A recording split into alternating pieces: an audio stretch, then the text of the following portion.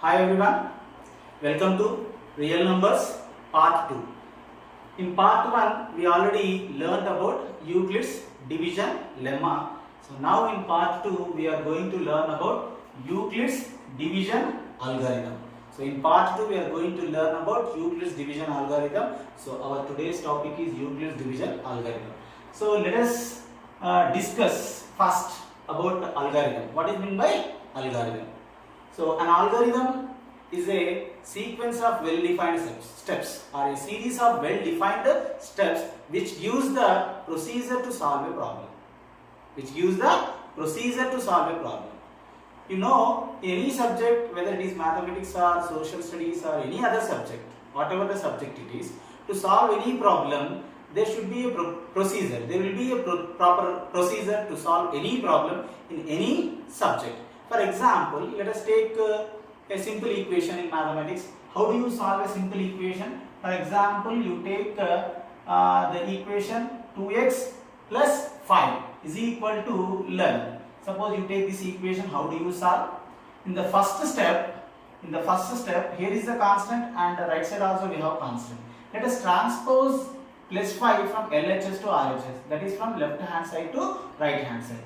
So that means plus 5 if you transpose from LHS to RHS, then it will become minus 5. Then that is 2x is equal to 11 minus 5. So next step, what we will do, we will simplify these two numbers. These are the two constants we can simplify because these are the like terms.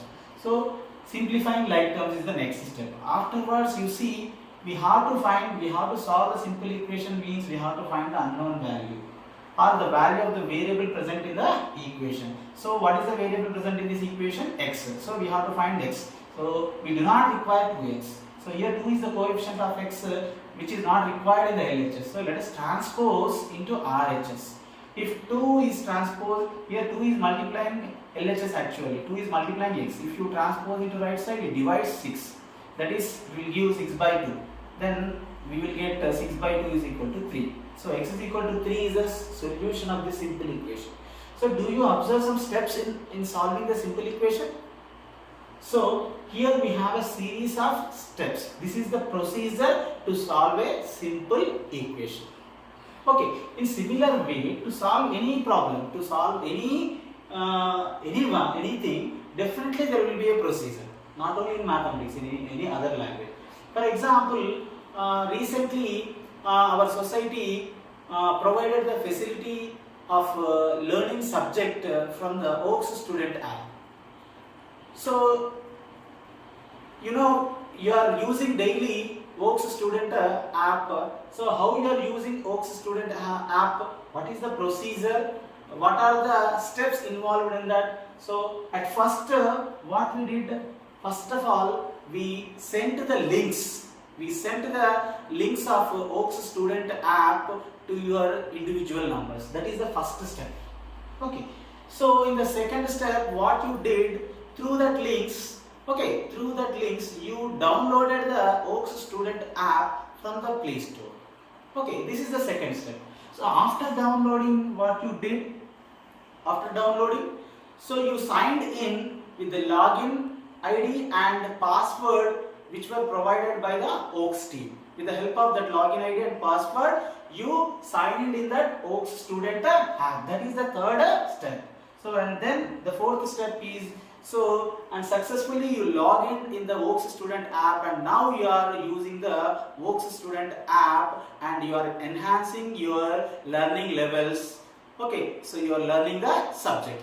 So do you observe the steps involved in this? Yes. Like this, if we say, there will be so many. So algorithm means, so in any subject, there will be a series of steps to solve a problem. To solve any kind of problem, so we require a series of well-defined steps. So which gives the procedure to solve a problem. So now I think you understood what is meant by algorithm. So algorithm is a series of steps, well-defined steps to solve, which gives a procedure to solve a problem. That is meant by algorithm. Okay, now let us learn Euclid's division algorithm. Let us learn about Euclid's division algorithm. So already we learned Euclid's division lemma. Now we are learning about Euclid division algorithm. So what is mean by Euclid division algorithm? So Euclid division algorithm, it is a technique. Okay, it is a technique which is used to compute the HCF of two given positive integers. So once again, what is meant by Euclid's division algorithm? It is a technique which is used to compute or to find the HCF of two given positive integers. So then let us observe that Euclid's division algorithm. So with the help of this Euclid's division algorithm, how do we find the HCF of two given positive integers? So HCF, finding HCF using Euclid's division algorithm. So before that, let us see what is meant by HCF, highest common factor. So HCF stands for highest common factor. So here we have a word factor. What is meant by factor? You all know about factor. You all know about a factor. Suppose if a number A divides B, if A divides B, okay, if a number A divides B, then A is called the factor of B and B is called the multiple of. If a number A divides B, then A is called the factor of B and B is called the multiple of A. Or suppose if a number A is written as the product of B and C. Suppose if a number A is expressed as the product of two numbers or more numbers B into C, then B, C are said to be the factors of A. I think you did not understand the definition of factor, what is meant by factor. So this is the language of algebra. So I used algebraical language, pure algebraical language to explain the factor. That's why you did not understand. Now let us take some numbers and let's try to explain what is meant by factor. So let us take a number 8. Let us take a number 8. So in which table it will go? So 1 divides 8. 1 8 is 8. And 2 also divides 8 because 2 4s 8. Okay, 3, so it does not divide 8. Okay, 4 divides 8, 4 2s are 8, and 5 does not divide 8, and 6 does not divide 8, 6 1s are 6, 6 2s are 12, 7 also does not divide 8, next factor, 8 divides 8, 8 1s are 8. So these numbers 1, 2, 4, 8, these numbers 1, 2, 4, 8, so these are the factors of 8. These are the factors of 8. Or suppose if you write 8 as the product of 1 and 8, we can write 8 as product of 1 and 8, 1 into 8. So 1 is a factor of 8 and 8 is also a factor of 8. So it can also be written as 2 into 4. So 2 is a factor of 8 and 4 is also a factor of 8. Okay, that's it. I think we have only 4 factors. 1, 2, 4, 8. So these are the factors of 8. Okay, so factor means it is nothing but a divisor. Okay. Then highest common factor, common factors. So common factor means if the common factors exist in the case of two positive integers. At least you should consider two positive integers to get the common factors. Now we took 8 now, let us take 6 also. Let us take another positive integer 6. Let us try to write the factors of 6. 1 is a factor of 6 because 1 is a factor of every number, 1 6 is 6. 2 is also a factor of 6. 2 3 is 6. Okay, and 3 is a factor of 6 because 3 2 is 6. So 4 is not a factor of 6 because 4 does not divide 6, and 5 does not divide 6, and 6 is a factor of 6 because every number is factor to itself. Okay, so the number 6 also has 4 factors, the number 8 also has 4 factors. So if you observe here, 1 is a factor of 8 and 1 is a factor of 6 also. 1 is a common factor to both 6 and 8. So you are getting common factor. Here 2 is a factor of 8 and 2 is a factor of 6. So 2 is the common factor for both 6 and 8. Let us check any other common factor. So there is no other common factor for this.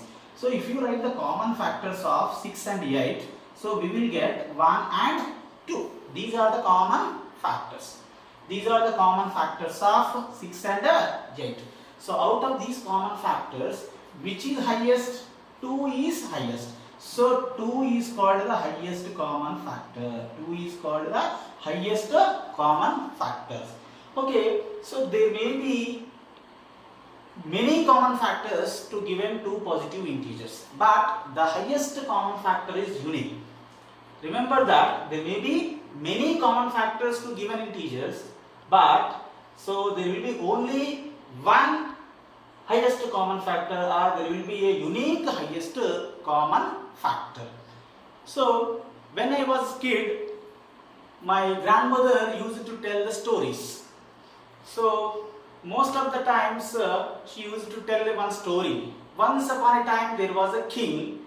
Once upon a time there was a king, and he had 7 sons. He had 7 sons. There may be so many sons, but out of these 7 sons, the elder son is only one, like me in my family.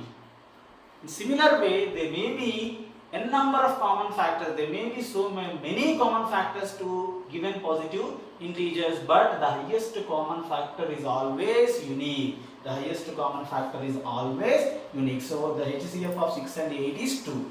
So this procedure already we learned in the lower classes. So this is the procedure to find the HCF of two given positive integers, which we had already learned in the lower classes. So from 7th or 8th class onwards, we are learning finding the HCF of two positive integers or more positive integers. Now in the 10th class, okay, we are going to learn to find the HCF of two given positive integers using Euclid's division algorithm. Euclid's division algorithm.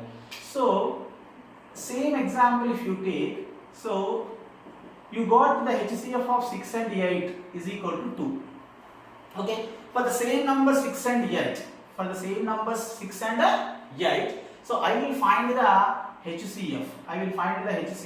By using Euclid's division algorithm.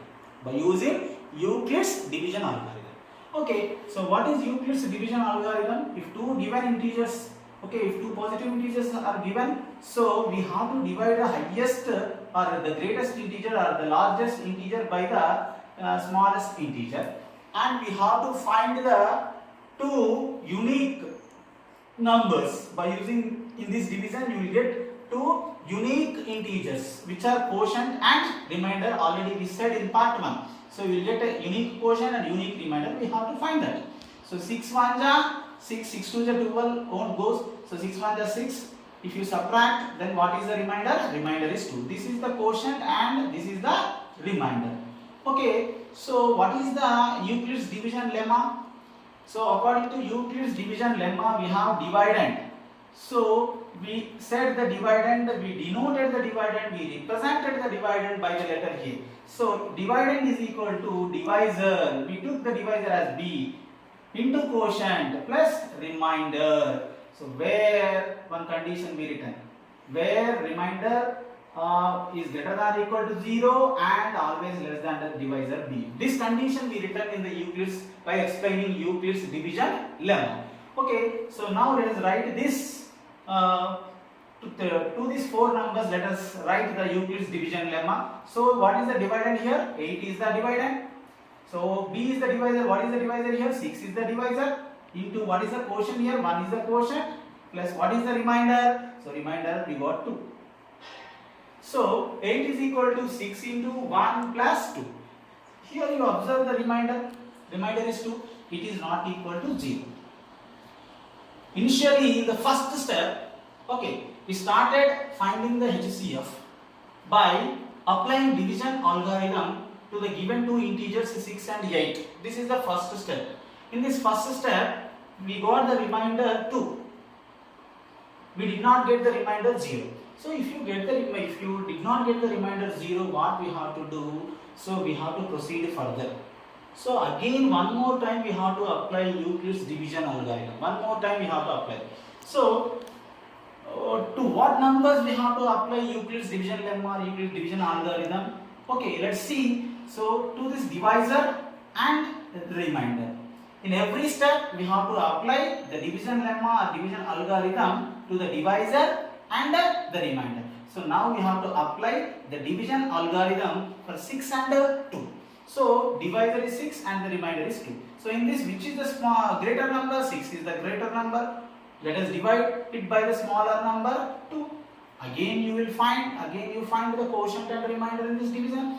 2 3 are 6. 2 3 are 6. Now we got the remainder 0. So if you are getting the remainder 0 means here you have to start the process of finding the HCF. So when you get the remainder 0, at this stage what is the divisor? At this stage what is the divisor? The divisor is 2. So 2 is the HCF of given numbers 6 and 8. 2 is the HCF of given numbers 6 and 8. HCF of 6, 8 is equal to 2. HCF of 6, 8 is equal to 2. So in the previous method, we listed all the factors of 6 and all the factors of 8 and we circled the common factors of 6 and 8. Out of the circled common factors, we chosen the highest common factor. In that procedure, we found the HCF. But now, how we found the HCF? By applying Euclid's division lemma, by Euclid's division algorithm. So we found the HCF. This is the process of finding the HCF. Okay, let us find the HCF of one more example. Let us see one more example and try to understand. Let us find the HCF of 50 and 70. Let us find the HCF of 50 and 70 using Euclid's division algorithm. So, by using Euclid's division algorithm, let us take the larger number 70 and the smaller number 50. So, while applying Euclid's division algorithm to find the HCF, the very first step is we have to apply the Euclid's division lemma to the given two positive integers. That means the larger number should be divided by the smaller number and the quotient and remainder should be found in this division. So 51 is 50, 52 is 100 won't come. So 51 is 50. Okay, if you subtract 20 we will get. So here the remainder is 20. You did not get the remainder 20. That means there is another step. Okay, so first of all, let us represent this division in the form of an equation. Already you know the equation. What is the equation of division lemma or division algorithm? Dividend. The dividend is A. Dividend is equal to divisor into quotient plus remainder. A is equal to B into Q plus R. In this form, let us write. So what is A here? 70. 70 is A. Dividend is 70. What is the divisor? B is the divisor here. 50 is the divisor. And what is the quotient here? The quotient is what? Quotient is 1. And what is the remainder? The remainder is 20. So we write the equation. Here the remainder is not equal to 0. Since the remainder is not equal to 0, so this is the step 1. So we further proceed to step 2. In step 2, what we will do? So as I said in the previous example, okay, we have to apply the Euclid's division lemma or Euclid's division algorithm again to the divisor and the remainder. This time we have to apply the Euclid's division lemma to divisor and remainder. Every step, in each and every step, we have to apply the Euclid's division lemma, division algorithm to the divisor and the remainder. Now the divisor is 50, it is larger one, and the remainder is 20. Let us divide the larger number by the smaller number. What we will get here? 21 is 20, 22 is 40, 23 is 60, won't go, 22 is 40, 0, 5 minus 4, 1. Still the remainder is not 0. That means you must understand that there is a step 3. So let us express this division in the form of equation. What is the equation? Dividend is equal to divisor into quotient plus remainder. Remainder is 10. Okay. So we express this division also in the form of equation. Here the remainder is not 0. Since the remainder is not 0, we will proceed further to step 3. We have a step 3. Again we have to apply division algorithm. To find the HCF. So as I said earlier, we have to find the we have to apply the Euclid's division lemma for divisor and remainder in each and every step. So here divisor is 20, this is the larger number, and the remainder is smaller number 10. So let us divide the larger number by the smaller number. So 10 2s are how much? 10 2s are 20. Now you got the remainder 0. Yes, here is the remainder 0. That means you should understand that there is no other step here. The process of finding the HCF is stopped. We got the remainder 0. At this stage, what is the divisor? The divisor is 10.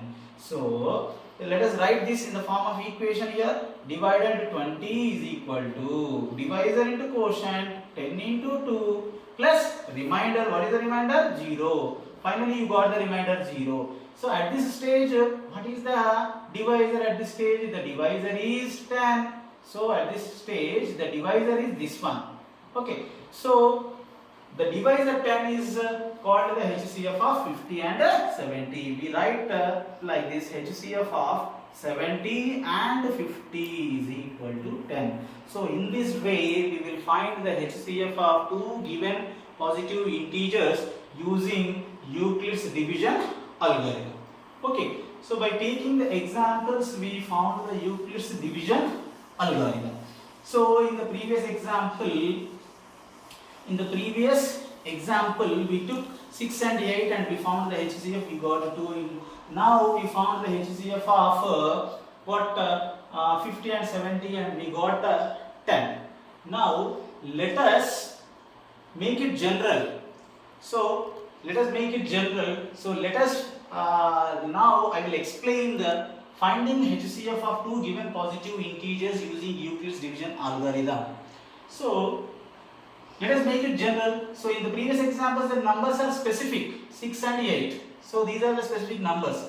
And 70 and 50, these are the specific numbers. So let us make them general. That is, now I will try to tell how to find the HCF of given positive integers a and b. So in algebraic language. Okay. So let us find the HCF of how do we find the HCF of two positive integers where a greater than b. Suppose let us take two positive integers. So as we took in the previous examples 6 and 8, 70 and 50, particular numbers I am not taking. So I am taking a and b. So I am taking in general. So these are the variables. They may be any number. Maybe 6 and 8, maybe 70 and 50, maybe some other numbers also. I am making it general. Okay. So if you take a and b, where a greater than b, then how do we find the HCF? As I said in the example, what we have to do? We have to apply in the first steps. Step 1, we have to apply Euclid's division lemma to the given two integers a and b. So a should be here, larger number is a, now a is greater than b, so we have to divide it by b. So when a is divided by b, certain quotient you will get. That quotient we don't know what quotient we will get because these are not specific numbers. So these are the letters I don't know. So I assume that the quotient is 1 and I will assume that the remainder is r1. So let us express this division in the form of equation. Then what we will get? Dividend is equal to divisor into quotient plus remainder r1. Okay. Suppose here r1 value we don't know whether it is 0 or 1 or 2 or we don't know. Suppose you take two cases, r1 is equal to 0 and r1 not equal to 0. So if r1 is equal to 0, if the remainder is 0, at this step what is the divisor? B is the divisor. So we will conclude that the HCF of a comma b is b. The process is over. Suppose if r1 is not equal to 0, so further we have to proceed. So there is step 2. We will have step 2. In step 2, what we will do? In step 2, what is the divisor in the step 1, what is the remainder in step 1. To these two numbers we will apply Euclid's division lemma or Euclid's division algorithm. Let us apply. So in divisor and remainder, which is greater number now? B is the greater number. Let us divide it by the smaller number R1. So again you apply Euclid's division lemma. Let us find the quotient and remainder. So these values also I don't know. Okay, I don't know R1 value, I don't know B value, because these are not the specific numbers, these are the variables. So let us assume that, but definitely one unique quotient you will get and one unique remainder will get in any division. So let us assume that the quotient is Q2 here and the remainder is R2. Okay, let us express this in the form of an equation. Here dividend is equal to B now. B is the dividend and divisor is what? R1. R1 is the divisor. And the quotient is Q2, R1 into Q2 plus remainder is what now? R2. Okay, so here R2, what is its value? I don't know. It may be 0 or it may not be 0. It may be equal to 0 or it may not be equal to 0. Suppose if R2 is equal to 0, at this stage what is the divisor? R1 is the divisor. So we will conclude that HCF of A comma B is equal to R1. HCF of A comma B is equal to R1. Suppose if R2 is not equal to 0, again we have step 3. Again we have to apply Euclid's division lemma for the divisor and the remainder in step 2. That is, we have to apply division lemma for R1 and R2. So in this way we have to proceed till we get the remainder as 0. So at what stage, in what step you will get the remainder 0? In that step, what is the divisor? That divisor is treated as HCF. That divisor is taken as HCF. Okay, so this is the process. This is the procedure of finding the HCF of two given positive integers A and B. Okay, so I think you understand the procedure of finding the HCF of two given positive integers. Okay, thank you very much.